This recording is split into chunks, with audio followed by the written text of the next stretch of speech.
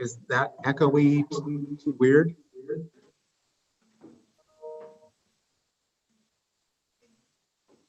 Yes, no, it's okay. It's not too bad. It's fine, but We could turn it off already and hear them. Although we can't hear them then. you have to. I will do that. Okay. So I'd like to start by introducing Jill Creighton, who is our new Dean of Students, new as in about 8 months ago. And Jill, I can't see you, but I assume you're up front and your PowerPoint is loaded. So thank you for being here, and go. Thanks, Greg. Yes, Gail is taking good care of me. Good afternoon, everyone. I'm Jill Creighton. I use she, her, hers pronouns. I want to preface my conversation with you all today to let you know I'm actually simultaneously scheduled to be in the Board of Regents meeting.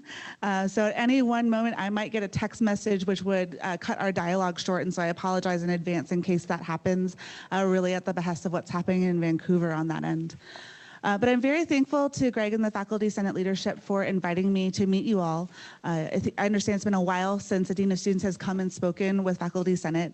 And so really my goal today is to talk to you a little bit about what it is that we can do to support students and to collaborate with you all as faculty to support the students in your classroom. I'm also going to spend a minute talking about some of the updated practices we're working on with Greg Crouch and with Judy McDonald, Mary Wack, and a couple of our other folks from the registrar's office, something that I think will be very helpful. I also understand that some of you may have some lingering questions around our student who passed away earlier this week, and I'll be able to share a very limited amount of information with you all on that. If we do have time, I'll go ahead and take questions at the end as well. So thank you in advance for our dialogue today. Are any of you Harry Potter fans? Anybody? So I feel like I'm in Harry Potter's trial right now down here with all of you up there. So, but the first thing I want to share with you is that in the Office of the Dean of Students, we are almost all new as of May 1st. And so the Office of the Dean of Students that you knew from the past is probably not much the same anymore. So there's my face, you can see it twice. And then also Anna Schilter, who serves in the role of Principal Assistant. Anna joined us in July. We have Karen Fisher, who's our Associate Dean of Students. She's been our absolute stalwart from the beginning. So many of you probably know and have worked with Karen. Karen leads our student assistance team. And what that means is that she is working on a regular basis directly with students to provide direct connection support and coaching. Her team includes Nicole Bravo and Stephanie Khalili, who are also case managers in the student care area. And the three of them are really a trio without whom my job would not be possible. So they're phenomenal professionals.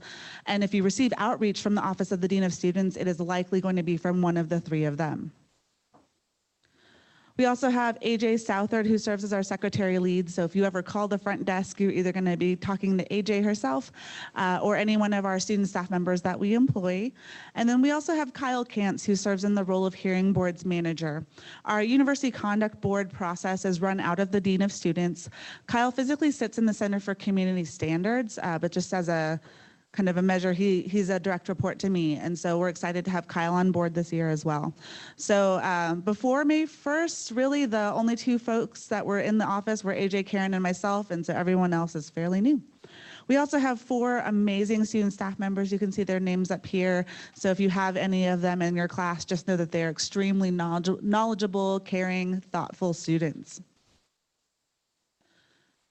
So with the Office of the Dean of Students, we are really focused on becoming the central point of connection and support for students all over campus. Our primary goal is that when students hear Office of the Dean of Students, they think, that's where I go for help.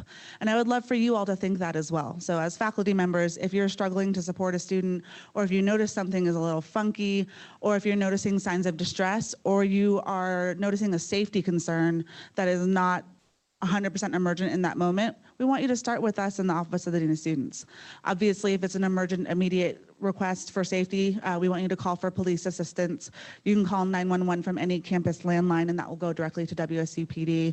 If you call your cell phone, it's going to go to Whitman County Dispatch. But either way, they'll make sure that they get you to the right place. But our method of working with students is really in connecting, consulting, and coaching. So when you call us for assistance or when you call us to ask for advice, our typical way of working with faculty will be to make sure that you have the tools you need to have that direct support and connection with that student. We try not to add more folks to a student's life if they're in a time of stress or distress, because that can feel like we're getting passed all over the place. So normally we're going to try to work with you to say, you know, here are the things that you can provide to the student. We can send you email information that you can pass directly to the student. Or if you feel like this is way out of your area as a faculty member, we will take that on with you. But we're going to do our best to make sure that it is a true collaborative partnership with you as faculty members, because you know our students best. So how many of you are familiar with the AWARE network? About half, okay. So the AWARE network has been around for a couple of years on WSU's campus, and it was really the online form that you could submit if you had a concern that was either safety related or threat related. We are transforming the AWARE network to be called the Student Care Network. And the Student Care Network name will relaunch in January of 2020, so just in a couple of months here. And we're doing that because I kept hearing feedback from folks that they felt like the AWARE network was only for when there's something really, really high level. And what we're trying to do with the Student Care Network is really let folks know that we're here to support students when things are just starting to emerge. We do our best work with students often when we can help them nip something in the bud rather than wait till it's fully emergent.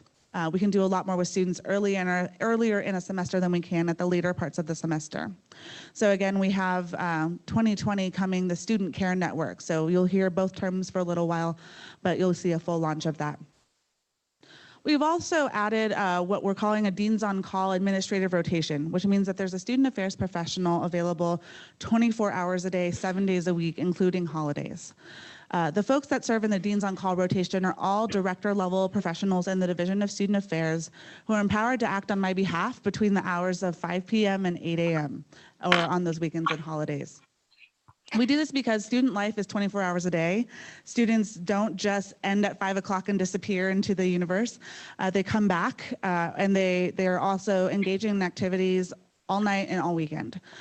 So we have the Deans on Call phone number available to Pullman Police, to WSU Police, to Palouse River Counseling, to Pullman Regional Hospital, and a number of other partners that are around the area. We received so far 86 Deans on Call calls this academic year alone. The student care team is also growing. So the student care team is a group of professionals who are responsible for coordinating responses and support for students that are beyond the reach of just one professional. That table includes folks like the Counseling Center, Housing and Residence Life, Fraternity and Sorority Life, international programs, academic advising, the graduate school, et cetera. And that student care team is really looking at a holistic concern and saying, what can we do to better support that student? So when you submit that student care report, it's typically either going directly to a Dean of Students case manager or it's going into the student care team for additional connection. So we are essentially evolving coordinated care for students in a way that helps us, or we hope to help rather, make the best decisions we can for those students and give them some self-agency in the process. So far in the Office of the Dean of Students, we've served about 660 students in the fall semester, and that's individualized connection. We do serve all students. One of the things I hear a lot, especially from graduate students, is I'm not sure if that's for me, but I want to make sure that all students realize, and you as faculty realize, that any student of any identity is welcome to come see us for support. So you could be undergrad, grad, or non-degree seeking. You could be domestic or international. You could be documented, or undocumented. You could be returning, re-entering, or formerly separated from the university. We're still going to find a way to support you. We are here to support all WSU students across the system as well. So I collaborate with our Vice Chancellors for Student Affairs at Vancouver, at Spokane, at Tri-Cities, at Everett, and at Global. So we are working together as a coordinated network to make sure that students, regardless of their location, are getting support. And we're also trying right now to figure out how we do that best for our students that are at Extension. For example, we have a lot of students at our Prosser Entomology Lab. We have students in the fields up in Skagit Valley, north of Everett, et cetera. So I'm just going to talk through a little bit about the direct services that we provide, because we do have quite a few. And when you see a student struggling, I want you to know what they are so you know where to appropriately refer a student. First, we do provide individual support and wraparound care for referrals to outside systems. Sometimes that means we are the kind of the funnel point for students with information in and information out. We will communicate to you as professors as well if the student is experiencing a traumatic emergency where they might need to be excused from class. So some of you may have gotten an emergency notification from our office in the past. Right now we are sending out quite a few for students who have been impacted by this week's events. We also have emergency financial loans that are outside of the traditional financial aid package. We're able to do that because they are short-term loans, which means that they don't count towards the overall financial aid package for the year. And we can provide up to $500 per loan. They do have to pay that back within a short period of time, but sometimes that can be really helpful if a student is identifying as food insecure or if there's something happening with rent or a delay in a financial aid package getting out. We can typically get a check cut to that student within 24 hours, if not sooner. So that's a really helpful service that we have.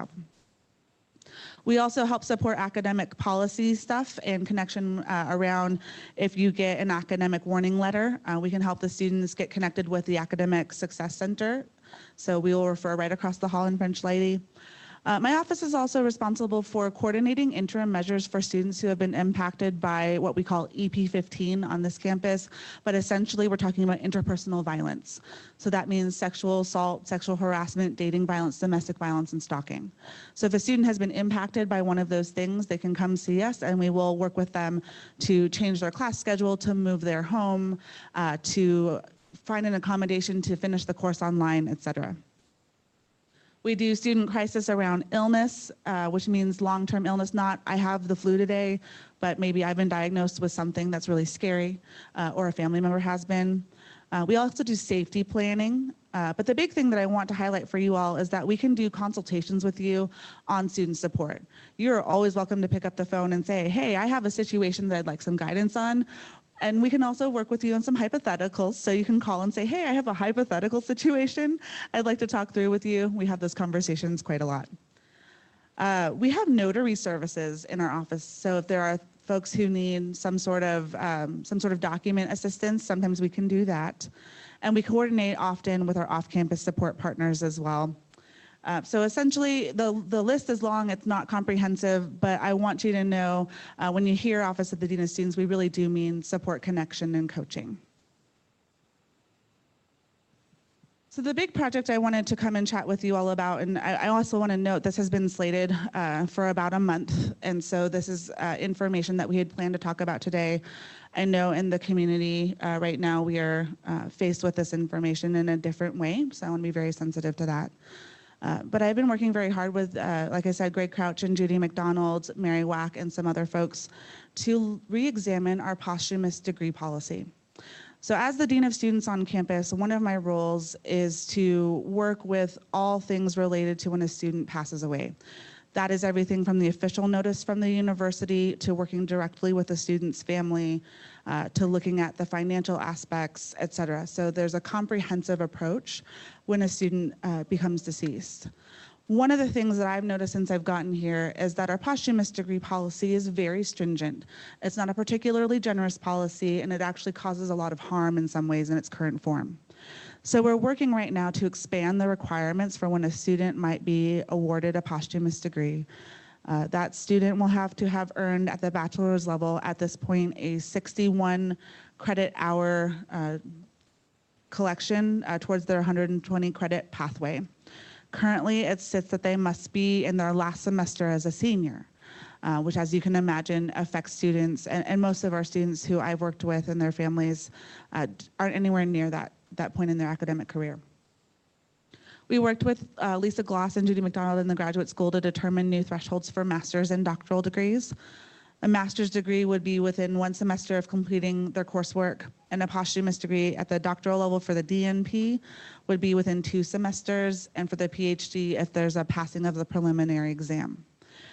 We're also aware, though, that a lot of our students who have unfortunately become deceased in their academic careers don't meet these thresholds, and so we're going to be introducing 2 additional possible honors. The first is a certificate of academic achievement. That will be very similar in appearance to a diploma. and it will come in a diploma cover, but instead of being signed by the regent and the president, it will be signed by the dean of the academic college in which the student was enrolled or the graduate school, as well as myself as the dean of students. We are also investigating whether we can add students as honorary members of a graduating class. This would not include an opportunity to walk across the stage, but it would include an opportunity to have a name printed in a commencement program. So these are the things that we're trying to do on the academic side of the house, and I wanted to share that all with you because it does impact you all as faculty, but I want you to know that we're out there doing the work to make sure that our families and our students who become deceased are treated with the utmost care. That's really our goal, is to treat our families with as much care as we possibly can and to create and hold space for the grieving process to occur while eliminating all barriers from the institutional level. So with that said, I do have a question slide, but I'm going to take a moment to address what's happening on campus now. I'm sure you've all seen in the news, we unfortunately lost one of our students earlier this week. That student's name has been published in the newspaper by WSU and by Pullman Police. They were a 19-year-old student enrolled in their first year here. We do not have a lot of information surrounding the student's cause of death. The university makes it a practice not to publish that information. That is for the police to decide and for the coroner to decide. It's our job as a university to care for our people, and that does not include publicizing that information. So there will be some sort of release that comes out from the coroner once everything is completed, and you can look to the coroner's office for information if you need more than that. We have been working to care for our community, and there will be an event held on campus, or sorry, off campus next week to honor and celebrate that student. In the meantime, the best thing that you can do to support the community, check in with your students, see how they're doing. I've been with our students a lot in the last week, and I'm seeing them kind of all over the place in terms of responses. Some who need a lot of support, some who don't feel affected at all, and everything in the middle. And so if the student does need additional support, the Counseling Center is well prepared to take on extra walk-ins right now in order to give our students what they need. I've also seen a lot of students go home, and those students are now with their families, and I don't anticipate they'll return until a little after Thanksgiving. So that is what I can give you. That's a little more than maybe what's in the media right now, but beyond that, unfortunately, we have an open investigation right now, so I can't share anything beyond that. So that's what I have for you in that regard. Would like to take your questions if you have any.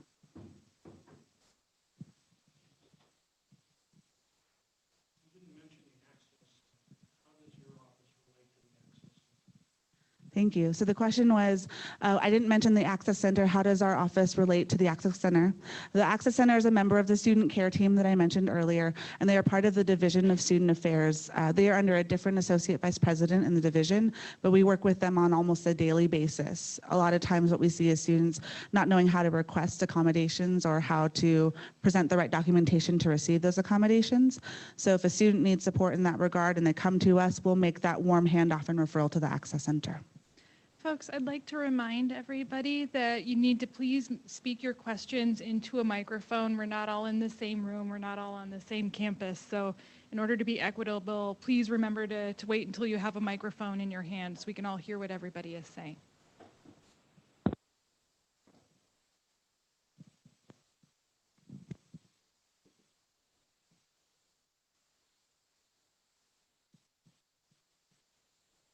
Are there any questions? I have a question here. That's fine. So a question from Vancouver. We had a couple of faculty registered concerns with the AWARE system. Some student issues were filed with AWARE, and they were misfiled and got to Pullman and didn't get back to Vancouver for a couple of days, and some of those were emergencies. So what are you guys doing to make this less likely and to have those more emergent cases get to the right place? Thank you for the question. We've actually made some changes in about the last 30 days to address that exact concern. One of the things is that we moved all of the campuses onto the same reporting form for the AWARE network. Before we had distinct reporting forms for each campus, and they were all actually on different databases. Now we've all moved into the same database, and it's one singular form. And so the reporter has to choose their campus when they're submitting a report. So you do get the option for all 6 campuses plus extension. And so when you select the correct campus, it gets routed to the appropriate person. At Vancouver, it's directly routed to Vice Chancellor Dominic Thomas. Are there any other questions? Yes, Dory Main from Horticulture. Recently, we've become aware that in graduate education, students are dealing with a lot of mental health issues, ranges of mental health issues. And a few of the students have asked me to relay to the appropriate person, I hope it's you, that they would like to see some online training system that is mandatory for faculty, staff and students to take, so that we as faculty are more aware when students are struggling, and then can act appropriately for the students to help them.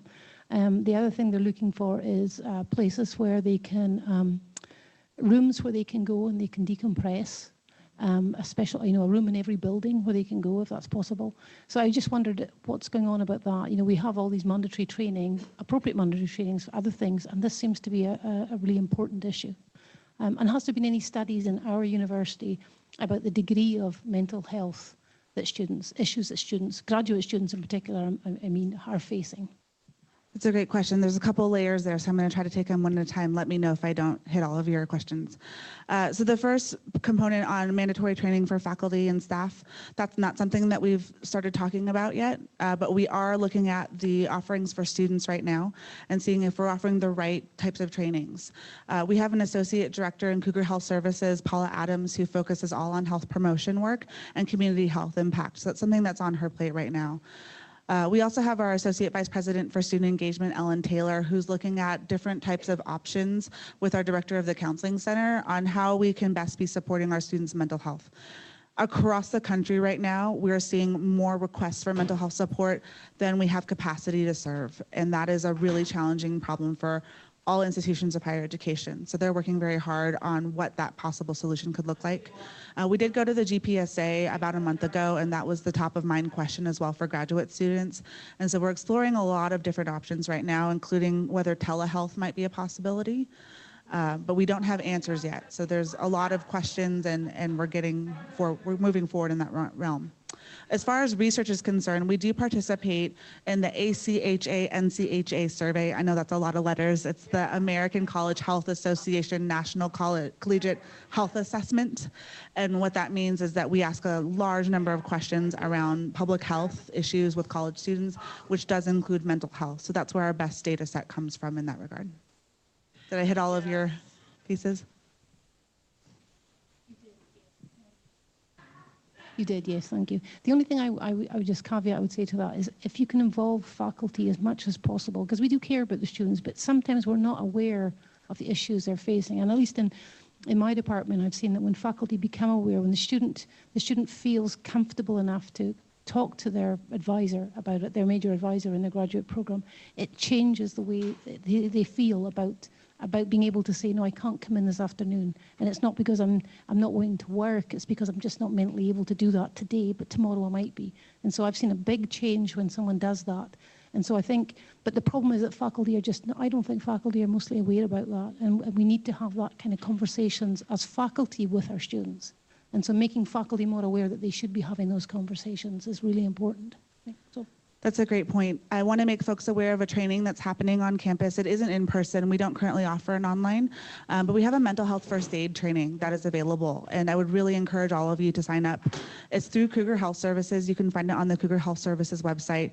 It is a bit of a time commitment. It is 8 full hours, but there is so much valuable information that I would really encourage you to make space for that. And that will give you a lot of the tools that you're talking about right now. You prompted one other thing for me that's a little unrelated that I wanted to mention, which is we are always needing faculty involvement. We have the University Hearing Board process that I mentioned earlier, and through that process we run 3 separate bodies of hearing boards, one for academic integrity, one for regular university conduct, and one for appeals. And all three of those bodies are always in need of faculty member volunteers. So if you want to get involved in the institution in that way, you can fill out an application on handbook.wsu.edu. There's a lot of information that you can find there, or if you want more information, please contact me directly. But if you have faculty members in your areas who've been talking about wanting to get more involved, that's one of the best ways you can do that. But I really appreciate the feedback that faculty would like to be involved in these conversations, and we'll figure out the best way to make that happen. Okay, if there are no other questions for Jill, thank you, Jill, and you're off to the Board of Regents. Is that correct? Thank you all so much. Yep, good luck with week 13, and please be in touch if you need us. Great, thank you so much. Okay, so I'd now like to call the meeting to order and remind everybody to please use microphones. And if you have a difficult time hearing, let us know. We're monitoring chat. I'd like to ask for an approval or find out if there are any changes or additions or problems with the minutes of October 31st, 2019 on the minutes. Hearing none, they are approved. Going down to announcements. There are, as was mentioned by Jill, we have Executive Policy 15 updates, and that is, where is that? That's on the website. And this is the basis of a couple of years worth of work by one of the all 5 working groups, and Judy McDonald is present to answer any questions on that, as she was on the group and co-chaired it, I believe, last year. Okay, moving on. We have, many of you got an email today from Steve Hines and Laura Hill on faculty affairs input request on tracks and appointment. And Steve, could you give a little description about what you're asking for, and also to remind people that they can encourage their colleagues to participate in filling out your very brief 3-question survey? Yeah, I don't have much to say. I think most of it was said in the email that went out today from Laura's office. But there's a short survey. Look, we knew last spring when we passed the tracks and appointments initiative that there would be an initial starting point and a framework from which to work. I think the process is actually working because there's been lots of discussions and things are being changed, and I think we're moving forward, and maybe a little bit of turbulence to be expected mostly. But there's a couple places we specifically wanted input, issues that have been raised at a variety of levels. And so the survey asked about 3 basic questions. It shouldn't take very long. And then there's some demographics because there is some differences between colleges and departments, and we want to have a better understanding of that. So we've already had over 200 people take the survey. And so I would encourage everyone and all the colleges to share it, to take it, to get other people to do it, because we really want to have as much broad input as we can as we move forward. Again, the goal is to keep moving forward and make changes as we learn. I'd be happy to answer any questions.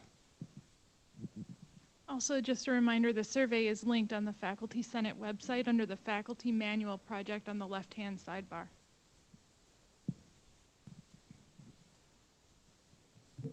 Oh, we have a question from Vancouver.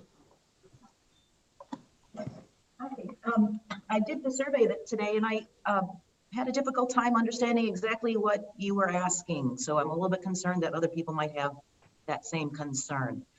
There was a really good description of, was it outward-facing language? Working titles. Working titles. But then when the question was asked, I wasn't sure if it was saying that the Senate would define whether or not people would be expected to use their working titles or not. So I was just confused about that. Yeah, I'm sorry about that. The point really is that there was confusion generated in last year's language, which in retrospect could have been written more clearly. And so the question really is, does that language need to be more clearly defined and some limits placed on how working titles will be communicated externally? So that is really the basic question. So right now it's kind of up to the colleges, but it's wide open, and kind of what we're talking about is, should we limit that further so there's more continuity across the university? Are there any other questions? Okay, thank you, Steve. All right, Greg, we've got Oh. some questions here in Pullman. Sorry, Okay. I've got to get to the other side of the room.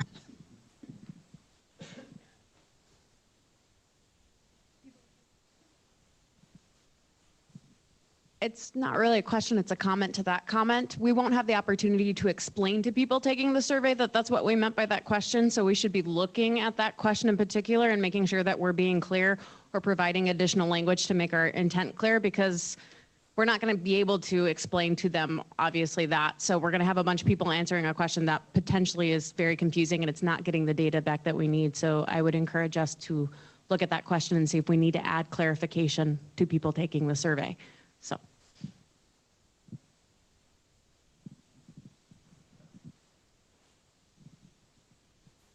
No other questions? Or statements, comments? Okay, so my reports will be very brief. Thank you for participating in this pilot of chairing a Senate meeting from Zoom in beautiful Vancouver. It is quite beautiful here today. It's very warm. So my remarks, we haven't met with the president or provost since last meeting, and we'll update you when we do. I'm presenting to the Board of Regents tomorrow morning at 8 o'clock. I'm going to be talking about strategic planning update that we've been working with, as well as some of the faculty manual issues. I'd like to remind everybody that Stacy Pearson and Olivia Yang will be speaking to Senate on December 5th, and Stacy will be coming back on February 20th. On the December 5th meeting, she's going to talk about the process that she's putting in place to formulate the capital and the operational budget procedure. That those have been sort of not transparent in the past, and I shouldn't say it that way. They lacked a process. It was all very ad hoc. It wasn't an intentional trying to, not be transparent. Anyway, so she's working on a process, and she's going to present that on December 5th. On February 20th, Stacy will give our favorite update, which is the state of the university budget. So I'm sure there will be a lot of questions on that. I applaud Stacy for her blatant honesty and her ability to manage a difficult situation. So again, December 5th for operations and capital budget process, and that's the legislative and gubernatorial request. And then again on February 20th for a State of the University budget address. Okay, are there any additions or changes to today's agenda?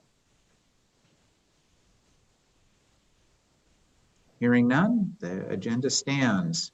Agenda items, action item 1, recommendation from the Academic Affairs Committee to approve the undergraduate major change bulletin number 4, Exhibit H, and Casey is there. Any questions? No? All in favor of approving undergraduate major change bulletin number 4, please say yes. Yes. Yes. Yes. Any opposed? It passes. Recommendation number 2 from the Academic Affairs Committee to approve a new Rule 142, Student Rights Regarding Educational Records, Exhibit I. Casey is here to answer any questions.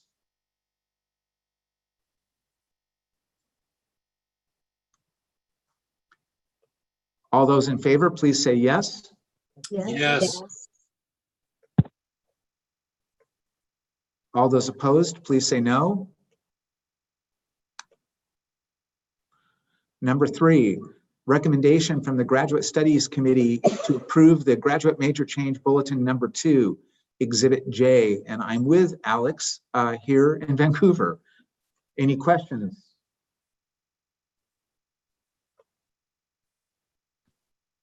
All in favor of approving Graduate Major Change Bulletin number 2, please say yes. Yes. Yes.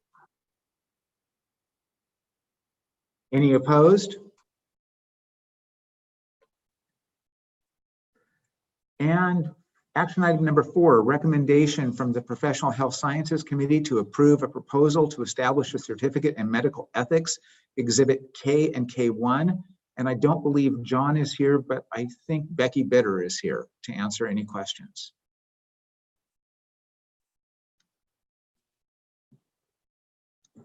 All in favor of recommendation from the Professional Health Sciences Committee for the Certificate in Medical Ethics, please say yes. Yes. All opposed? Please say no. And we are on to discussion items. Recommendation, this is discussion item 1, recommendation from the Academic Affairs Committee to approve the undergraduate major change bulletin number 5, exhibits L and L1. Casey is here to answer any questions.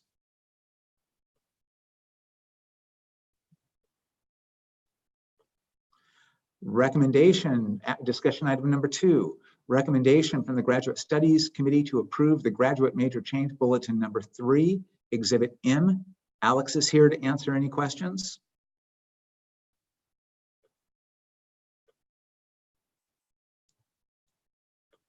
Discussion item number 3, recommendation from the Graduate Studies Committee to approve the MS in Experimental Psychology non-thesis, and this is the drop of that. Exhibits N and N1. Alex is here.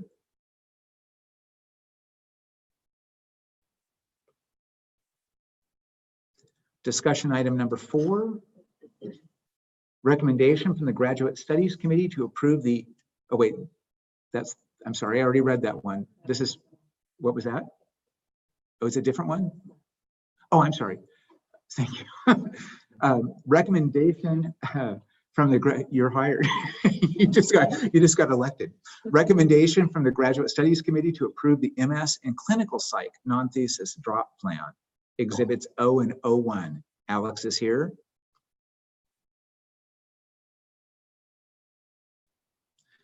Number 5, recommendation from the Graduate Studies Committee to approve the MS in Mathematics non-thesis, exhibits P and P1.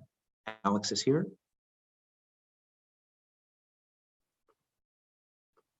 You guys have been busy. 6, recommendation from the Graduate Studies Committee to approve the MS in Mathematics Applied option non-thesis, revise graduate student requirements, exhibits Q and Q1.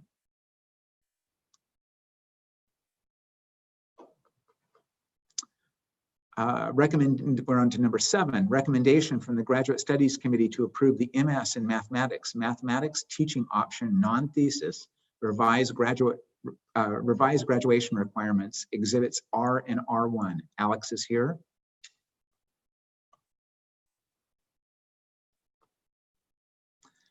Last discussion item, number 8, recommendation from the Graduate Studies Committee to approve the MS in Mathematics Computational Finance option non-thesis, revise graduation requirements, exhibit S and S1. And Alex is here.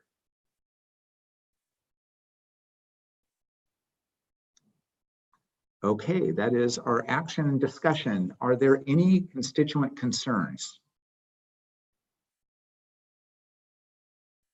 And again, I can remind you that you can use the website to lodge them or at this time.